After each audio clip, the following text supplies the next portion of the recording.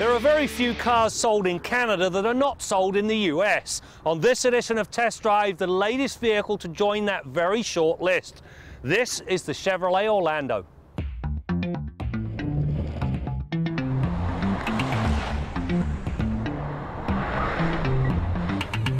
The list of cars that are unique to Canada has held some good ones like the Acura EL and Toyota Echo, as well as some real dogs. One only has to look back at the bad old days when the Ladas and Skodas of this world were using Canada as a launch point to the United States. The Orlando, which is another product from GM Daewoo and is heavily based on the Chevrolet Cruze, rides a fine line. It is large enough to accommodate 7 riders realistically, yet small enough to be a city-friendly conveyance. This Orlando really is an either-or proposition. With all of the seats up, you can carry 7 people. However, there's virtually no luggage space left. However, if cargo's the order of the day, very simple. Simply drop all of the seats down flat. You end up with a nice flat floor, 1,594 litres of cargo space that's all nicely squared off. So what you see is what you get.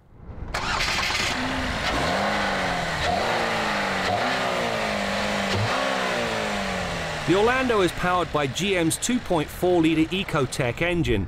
The use of direct injection and variable valve timing sees it twist out 174 horsepower and 171 pound-feet of torque.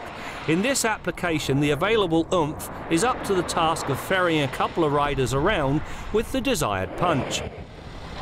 From a standstill, the Orlando runs to 100k in 10.4 seconds and accomplishes the more important passing move in 7 seconds flat. The only nit has to do with the noise the engine makes when it's pushed to the max. Thankfully, this is an infrequent occurrence. Where this engine shows a bit of a weakness is if you use the Orlando to capacity. Put 7 people in it and it gets a little sluggish. That's where the turbocharged torque of GM's 2-litre engine would really pay big dividends. The power is fired to the front wheels through a 6-speed automatic transmission that's typically GM, smooth and refined. There is a manual mode, but given the Orlando's station in life, it's not likely to see much use. In somewhat of an unusual move, the Orlando is also offered with a manual transmission. It begs the obvious question: why? This is not a speedster where stirring one's own gears amps up the fun. It's a utility vehicle that keys on its multi-passenger ability. The cabin of the Orlando is well conceived. However, there's one thing I don't like and 2 that I very much do.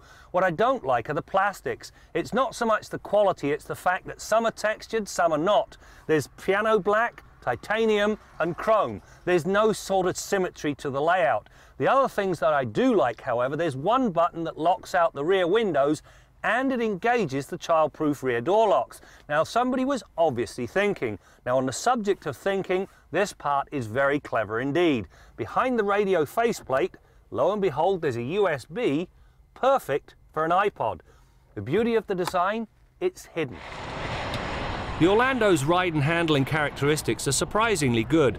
Unlike so many 7-passenger rides, the suspension has a planted feel that limits body roll as well as it does cushion the ride. Likewise, the steering delivers great feedback and it's nicely weighted across a broad speed range.